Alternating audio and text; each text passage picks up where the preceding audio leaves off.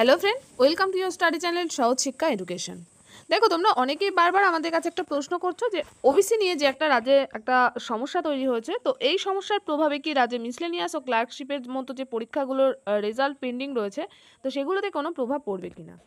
তো এ সংক্রান্তই আজকে আমাদের আলোচনা। ভিডিওটা প্রথম থেকে শেষ পর্যন্ত দেখো, ভালো লাগলে একটা লাইক করো, চ্যানেলে নতুন হলে চ্যানেলে সাবস্ক্রাইব করে পাশে থেকো। দেখো, তোমরা সকলেই জানো রাজ্যে যে 100 পয়েন্ট রোস্টার এবং রাজ্যের যে ওবিসি লিস্ট প্রকাশ করা হয়েছিল তার উপর মহামান্য হাইকোর্ট থেকে একটা স্থগিতাদেশ দেওয়া হয়েছে। কারণ কি বলা হয়েছে, যে যে লিস্ট বের করা হয়েছে সেটা খুব তড়িঘড়ি করে, রাজ্যের সার্ভেটা খুব তড়িঘড়ি করে করা হয়েছে এবং এতে অসংখ্য ভুল থাকতে পারে বলে বলা হয়েছে। তো সে কারণেই হাইকোর্ট থেকে এর ওপর স্থগিতাদেশ দিয়েছে। এই রকম অবস্থায় সকলের একটা চিন্তা যে রাজ্যের যে ভর্তি প্রক্রিয়া এবং যে নিয়োগ প্রক্রিয়া তাতে প্রভাব ফেলতে পারে এই ওবিসির জট। কিন্তু দেখো, যে অনগোয়িং এক্সাম ছিল, যে এটা মিসলেনিয়াস ক্লার্কশিপের যে অনগোয়িং পরীক্ষাগুলো ছিল তার রেজাল্ট বেরোতে আশা করি কোনো রকম সমস্যা হওয়ার কথা না।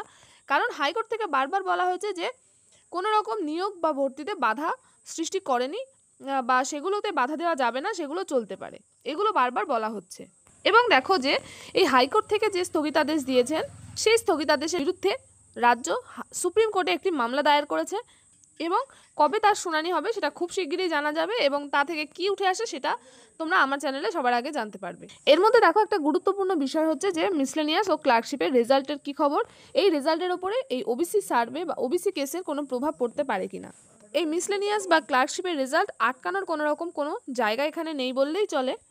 কারণ দেখো, এখানে বারবার বলা হয়েছে যে অনগোয়িং যে এক্সাম বা অনগোয়িং যে নিয়োগ প্রক্রিয়া সেখানে কোনো রকম কোনো সমস্যা হওয়ার কথা না, এর উপর কোনো প্রভাব পড়বে না, এটাই বলা হয়েছিল বারবার করে। হয়তো পিএসসি এখানে কিছুটা হলেও কনফিউজ রয়েছে যে রেজাল্টটা কিভাবে পাবলিশ করা যায়, তো হয়তো তারা এই কারণে রেজাল্ট পাবলিশ করতে একটু সময় নিচ্ছে। কিন্তু একটা জিনিস দেখো, যে 2022 সালের ডব্লিউবিসিএস এর যদি রেজাল্ট বেরোতে পারে, তো 2023 সালে এই মিসলেনিয়াস ক্লার্কশিপের যে পরীক্ষা হয়েছিল তার রেজাল্ট কেন বেরোবে না, তাই না? কারণ ডব্লিউবিসিএস এ দেখো যে রেজাল্ট বেরোছিল সেখানে ওবিসি এ ওবিসি বি এভাবে ভাগ করে দিয়ে রেজাল্ট বের করা হয়েছিল। এবং তোমরা পিএসসির ওয়েবসাইটে গিয়ে লক্ষ্য করলে আরেকটা জিনিস দেখতে পারবে, যে 2024 সালের একটি পরীক্ষা যেখানে 73টি শূন্যপদ ছিল, তো সেই পরীক্ষারও রেজাল্ট আউট হয়েছে। তো যদি 2024 সালের পরীক্ষার রেজাল্ট আউট হতে পারে, 2022 সালের পরীক্ষার রেজাল্ট আউট হতে পারে, তাহলে আশা করি 2023 সালের রেজাল্ট আউট হতে কোনো রকম কোনো সমস্যা হওয়ার কথা না। তো এই জায়গায় দাঁড়িয়ে বলা যাচ্ছে যে হয়তো খুব শিগগিরই মিসলেনিয়াস এবং ক্লার্কশিপের রেজাল্ট বেরিয়ে যেতে পারে। তো তোমরা যারা মিসলেনিয়াস ক্লার্কশিপের জন্য প্রিপারেশন নিচ্ছ, তোমরা মেন্সের প্রিপারেশন নিতে শুরু করো। কারণ রেজাল্ট বেরিয়ে আমরা দেখতে পাচ্ছি, রেজাল্ট বেরিয়ে হয়তো হাতে কিছুদিন সময় থাকবে, তোমরা তখন তোমাদের প্রিপারেশনটা খুব ভালোভাবে নিতে পারবে না। সুতরাং এখন সময় থাকতে তোমরা তোমাদের প্রিপারেশন চালিয়ে যাও।